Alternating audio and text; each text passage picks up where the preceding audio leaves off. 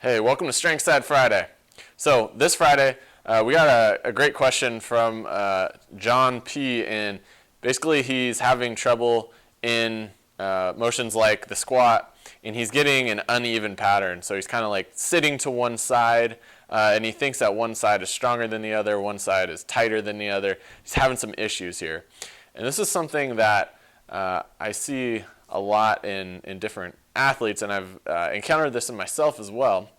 One thing that you got to look at is a lot of the movements that we're doing in the gym are done in this motion right here, right? So this is the sagittal plane that we're moving in. So if you're squatting and deadlifting and pressing and pulling, we're not really getting outside of that plane of motion very much, okay? Whereas in sport, right, we're always doing rotation. Any type of locomotion is actually a form of rotation, basically, right? So what we need to do is we need to kind of try to get back some of those just basic movement patterns that we've maybe lost, okay? So just the simple ability to walk correctly, right? The left arm swings with the right leg here is kind of this motion that we want to train more. This is a contralateral motion right here, okay? So what we're going to do first we're just going to do a bird dog, okay? So I'm going to give you a couple of variations of bird dogs you can do here. We're going to get down in quadruped, hands stacked under the shoulders, knees stacked under the hips, and we are going to extend arm and leg, okay?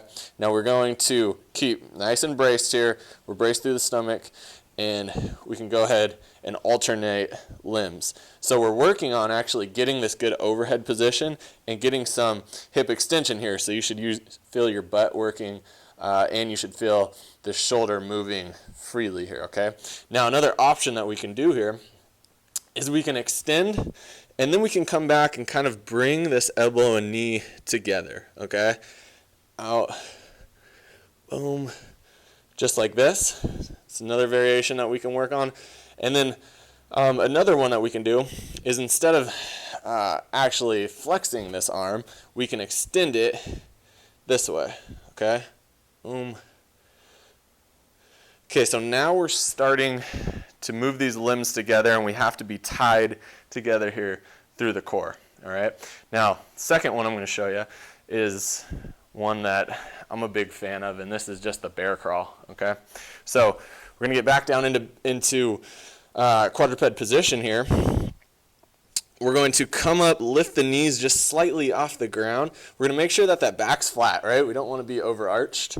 We want to make sure that pelvis is neutral. And then we're going to moving opposite limbs at the same time here, okay? Now, this looks easy, but if you do this for a while, this gets very tough.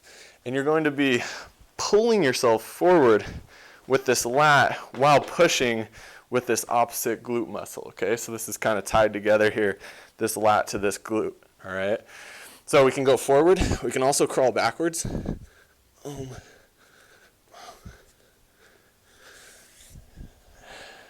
So once again, we're bringing this motion back on in our body. Now the last one I'm going to have you do is something that you've probably done before, something that you see a lot, and that's just a walking lunge, okay?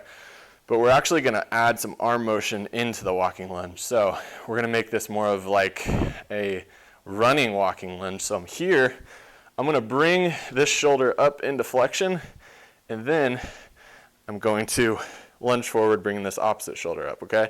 So now we're really working on this proper locomotion.